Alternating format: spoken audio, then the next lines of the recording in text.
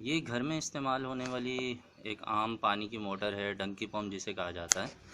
तो इसमें सिर्फ एक चीज़ तब्दील की गई है, जो कि ये डीसी मोटर है, जो कि मैंने मार्केट से 2800 रुपये की ख़रीदी है।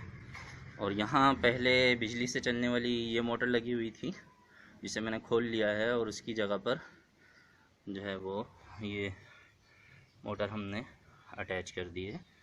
तो मैं इसे भी डायरेक्ट सोलर पैनल की मदद से चलाने की कोशिश करूँगा। ये इसके दो पॉजिटिव और नेगेटिव वायर्स हैं। मैंने सोलर पैनल यहाँ करीब रख लिया है। ये वही 150 वाट सोलर पैनल है।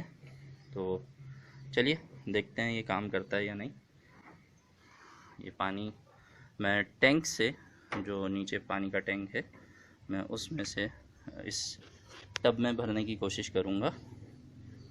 तो मैं आपको ये ज़रा एक दफ़ा दिखा देता हूँ, इसे आप अच्छे से देख लीजिए।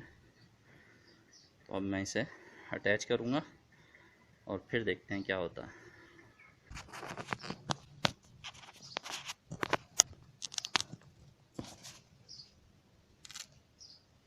नहीं जनाब, ये इसको नहीं चला पा रही। तो मैं ऐसा करूँगा कि मैं एक और पैनल यहाँ ले आऊँगा और मैं 2 पैनल्स पे इसको चलाने की कोशिश करूँगा। मैं हट जाता हूँ थोड़ा। आप देख सकते हैं कि ये 2 सोलर पैनल मैंने अटैच किए हैं और काफ़ी अच्छा फ़्लो आ रहा है। आप देख सकते हैं कि पानी का बहाव भी काफ़ी सही है और ये मोटर काफ़ी ठीक चल रही है। तो